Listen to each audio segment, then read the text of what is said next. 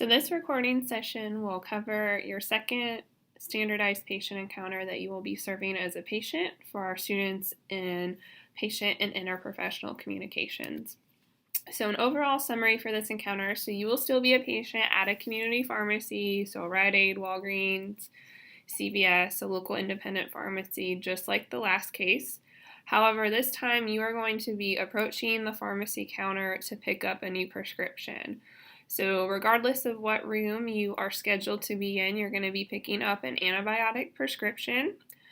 Something that's really important for you to note in review of your materials before you come is that one case there is a caregiver or a parent who is picking up a prescription medication for their child. So it's really important for you to be familiar with that. So you will provide your name, but the students need to make sure that they verify the name for the child and the child's birthday. So you do not want to provide your name or your birthday whenever the student asks to verify the patient name and the patient date of birth. You want to make sure that you provide the birthday for the child. Again, that's really important to note for that so students don't get confused at all. The student pharmacist is going to conduct an interview assessing your knowledge of the medication and also do a brief medication history. So they're going to ask you a lot less questions compared to the first encounter. The questions are not going to be the same, so just so you have a heads up, the things the students are going to be asking you are going to be very different. So looking a little bit further at what that student pharmacist encounter is going to look like. So our students actually are going to have 8 minutes for this encounter instead of 7, so they have a little bit longer of a time period. And again, the questions that the students are going to be asking you are going to be quite different. So instead of you looking for an OTC medication, again, you're picking up a prescription for a new antibiotic. So the students are going to do less assessment and more counseling, and more so what they're going to be asking you and assessing is your knowledge of the medication and then collecting your medication history, your allergies, health conditions, etc. So the students have been trained to ask what we call the 3 prime questions. Those are, what did your doctor tell you to expect? Or what did your doctor tell you this medication was for? So that gets at sort of the purpose or the indication for the medication. How did your doctor tell you to take this medication? So that gets at the directions for use. And then what did your doctor tell you to expect? So that's where the students are going to go in depth of sort of how the medication is going to benefit you, side effects, what you can do to prevent those side effects, etc. Something that I do want to highlight from grading the students for the first video is our students have been trained that they need to ask prescription and OTC medication separately. So whenever the students are interviewing you, please make sure to pay close attention. If they ask you medications, please only provide prescription medications. If they just say medications, only provide prescription, do not provide the OTC. They know that they need to ask OTC separately. And then if students ask you more than one question at a time, so if they ask you what allergies and what conditions do you have, only answer the last piece of information. So they also have been trained that they should ask one question at a time so that patients don't get confused or forget to answer something they've been asked. So again, if they ask you allergies and conditions together, only provide conditions. If they ask you what prescription and OTC medications, only provide OTC medications. And then the last thing that I want to highlight is I know that you guys have a lot of students that interview you. It can get sort of really confusing, or it just gets to be sort of a draining experience, but please make sure to only provide information that students ask for. Sometimes in the cases when we are grading them, if you are asked for allergies, you provide conditions too, so then it's really difficult for us to fairly assess the students if they would have provided something because you sort of provided it and they really didn't have a chance to ask it. So as a reminder, an overview of your role. So again, you are going to have a script emailed to you in advance. That's the patient or the caregiver that you're going to be playing. So that provides the responses that you should provide to questions the students are going to ask you.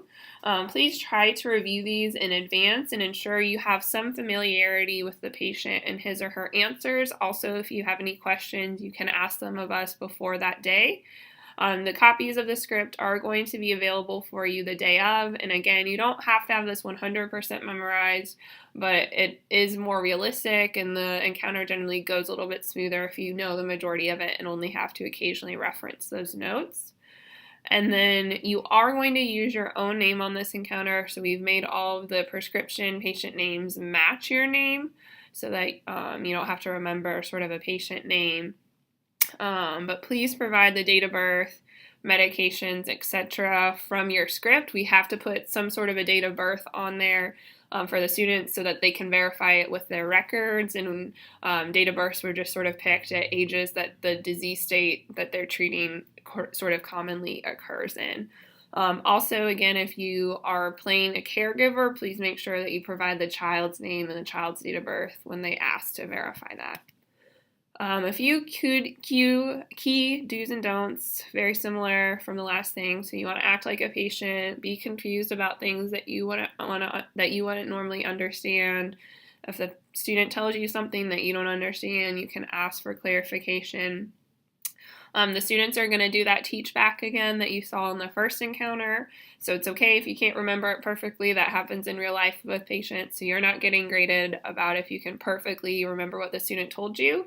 Something that we did notice though when grading the videos is because you're hearing this so many times, their information would be provided back to the student that they didn't share. So please do try and pay attention to not provide information during the teach back that student didn't provide you. Again, it's sort of giving them credit for things they didn't do, and then it makes it hard for us to assess fairly, did they actually provide this, or would they have provided if you didn't repeat it or sort of already say that they had told that to you. Again, if you are confused, you do have it, when students ask you for a question, it is appropriate to ask one or two, but not asking the students a ton of information. And then do try and be as consistent as possible in the questions you ask of students. So we do sort of have a standardized or as much of a standardized assessment as possible. And then also, it's totally appropriate for you to sort of elaborate a little bit, but please try to not excessively provide details to students just so that they're not losing a ton of their encounter time. So you certainly, patients are going to talk, and we do want our students to be used to patients aren't just going to provide one-word answers, but sometimes it did get a little bit overwhelming, I think, for the students with how much time patients were taking, so just do try and be cognizant of that. Things to make sure to avoid. So again, trying to not ask overly confusing or challenging questions so that students aren't thrown off, or provide a lot of misinformation or acting consistently confused for our students. Again, please do not prompt students for missing information that you know that they need to provide. You all will learn very quickly things that students should be asking and saying. So if the student hasn't asked a question that every other student has asked you, please do not ask the student that question unless it's sort of one of the suggested questions we've given you. We want to make sure that we aren't prompting students to do things that they need to do because that gives them an unfair advantage. So again, please do not prompt students for things that you've been hearing from other students when they haven't provided it. And as I mentioned, try to make sure that you're not mixing up what students have shared, because it's either prompt students to cover a point that they haven't, or it makes it really challenging for us to fairly assess students. And well, they didn't ask this question, but I feel like I have to give them credit because the patient provided it to them. So day of, same as last time, so please make sure to arrive no later than 1:30. It's essential that you keep this commitment and let us know in as much notice if you have something come up. We certainly understand things happen last minute, life happens, but these are scheduled assessments that are worth a large proportion of our students' grades, so please try and come if at all possible, and if something comes up, please give us as much notice as possible. You should expect to be here until about 3:30, 4 o'clock that day, depending on your room and the schedule. And then again, you're going to be responsible for recording the counseling sessions for grading. Like last time, directions will be in the room for you, and then you will complete that same evaluation of student counseling skills.